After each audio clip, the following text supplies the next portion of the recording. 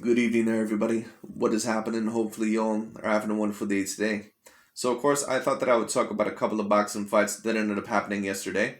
And, of course, one of those boxing fights ended up being Gilberto Zurdo Ramirez versus, a former tough Cuban competitor by the name, I believe, of Yonieski Gonzalez or Yoneski Gonzalez, however you pronounce it. I remember both of these fighters actually being promoted, or I remember seeing them both in the early HBO boxing days, or at least my days of watching it, which was, of course, the early 2010s and the mid 2010s. And if you remember watching HBO boxing at around that time, you probably remember both of these fighters. You remember overall that Yonieski Gonzalez, the first fight that I remember seeing him in, I believe, was against, that was that dude's name, Jean Pascal. And for those of you actually that remember that fight, that was when Jean Pascal was in more of a down point in his career. I believe actually that Yonieski Gonzalez, that he actually completely outboxed Jean Pascal. To be honest with you, I don't even think the fight was that close. I think that it was a 10 round fight, and I thought that Yonieski Gonzalez won it 8 rounds to 2. But you know how it is with some of these Cuban fighters. It's very hard for them to get the decision. And of course, it was a unanimous decision, I believe, for Jean Pascal, unfortunately.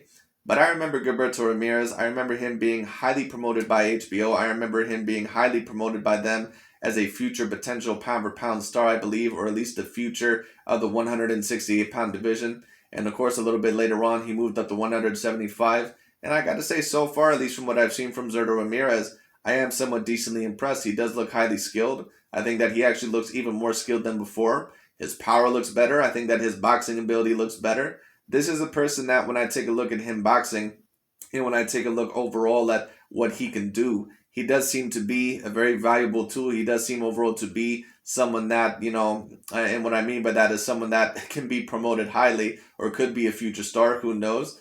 He does seem to be someone that could be a decent threat to anyone within that weight division, So who am I talking about? Of course, Dimitri Bivol, Archer B2B potentially, and even Canelo Alvarez. Canelo Alvarez could potentially be up there as well for having a possible fight with Zurdo Ramirez. Any one of those guys, in my opinion, would be a great fight for Gilberto Zurdo Ramirez. But we also do have to be truthful about Gilberto Zurdo Ramirez.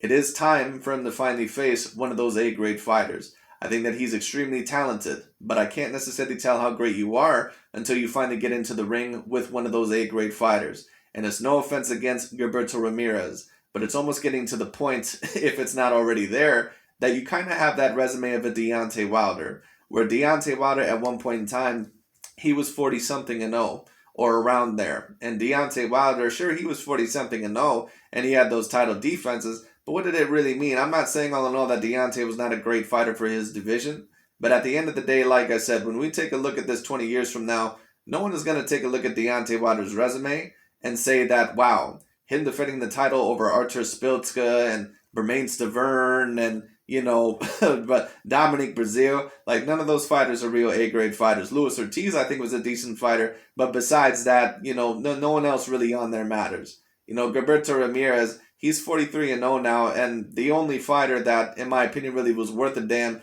at least at one point in time, at least majorly, was Mr. Arthur Abraham. And I remember that fight. I believe that Gilberto Ramirez, he ended up completely dominating Arthur Abraham. He ended up pretty much completely embarrassing him. So I do think that Gilberto Ramirez, now Arthur Abraham, in my opinion, he's never someone that was A-grade. He certainly was never someone with an A-grade skill set, but he is tough as nails, and he can possibly get to you if you underestimate him. And Yoneski Gonzalez, like I said, I don't think that he necessarily was ever an A-grade fighter either, but he is someone that could be tough, especially if you somewhat underestimate him. And I think Gilberto Ramirez, he was expecting him to be out of there sooner when it came down to it. That's why he was able to get hit by a certain amount of punches, and that's why Gonzalez was able to last a certain amount of more time than probably what he should have. So Gilberto Ramirez, in my opinion, just to talk about him really quickly, I think that he is a very special fighter.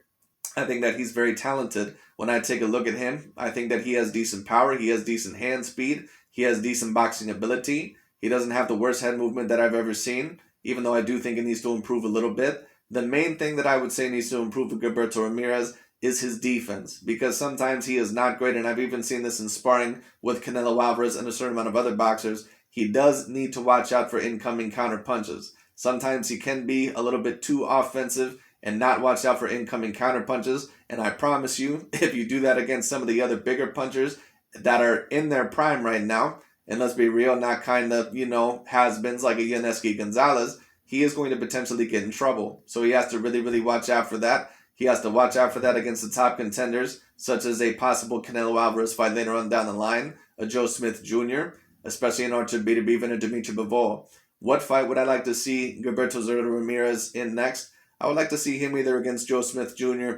or Dimitri Bivol. In my personal opinion, Dimitri Bivol, he is a very talented fighter. He has not looked necessarily overly impressive in his last couple of outings, but you can still tell that the talent is there. I believe that he is at least in his early 30s. If I'm wrong about that, someone correct me.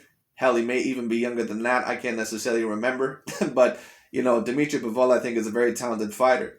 And if Gilberto Zurdo Ramirez was actually able to defeat Dimitri Bivol, that would, of course, be the biggest win of his career, and that would finally be a win over an A-grade boxer.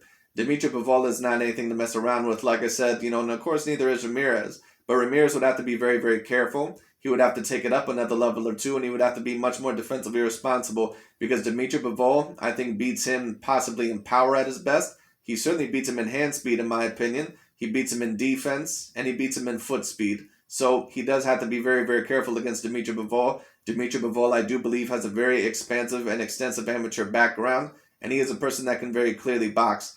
The only fighter for sure that I would probably say that Gilberto Ramirez, in my opinion, would not beat, at least at 175, probably would be a Mr. Artur Beterbiev, because I think that his boxing ability is just a little bit too good. And on top of that, his power is just on a whole nother level. And so far from what I've seen from Gilberto Ramirez, even though I think that he's very decent, he does tend to have some leaks in his defense and get hit a little bit too much here and there, at least, some against the guys that may be a little bit more talented. So we'll see what happens. But like I said, I'm not going to completely know overall the level of a Gilberto Zurdo Ramirez until he faces those A-class fighters or those fighters, that could potentially give him a tough matchup. So like I said, hopefully next fights for Gilberto Zurdo Ramirez, we see a Joe Smith Jr., we see a Dimitri Bivol, possibly even an Artur Beterbiev. It would be very, very interesting. And who knows, maybe we could see a Canelo Alvarez fight a little bit later on down the line. That would be a very, very interesting fight.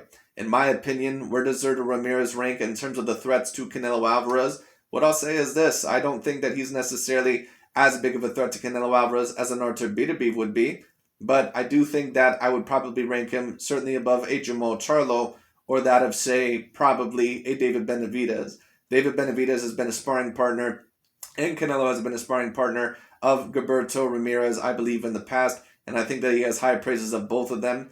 It would be very, very interesting. Another big fight that could potentially get made, who knows, could be David Benavidez versus Gilberto Ramirez, and if that fight were to happen, I would probably bet on Gilberto Ramirez to win that fight, because I think all in all, that he has the power to possibly hurt David Benavidez, and that he's actually very decently skilled enough to beat David Benavidez. Like I said, David Benavidez, I think, is physically talented, but in terms of the skill set, I'm not saying that he doesn't have some skills, but I've never been as impressed with David Benavidez as a lot of other people have been. I think personally that Gilberto Ramirez, he's actually probably more of a threat to that of a Canelo Alvarez than what a David Benavidez is. So this is going to be very, very interesting. We're going to see where Gilberto Ramirez goes from here. As of right now, he is 43, and 0. But it is finally getting to that time to where we need to start seeing some of these bigger fights. So we'll see what happens with Mr. Gilberto Ramirez. I'm very excited to see where his future goes from here. We'll see what happens. And that's pretty much all I got for today.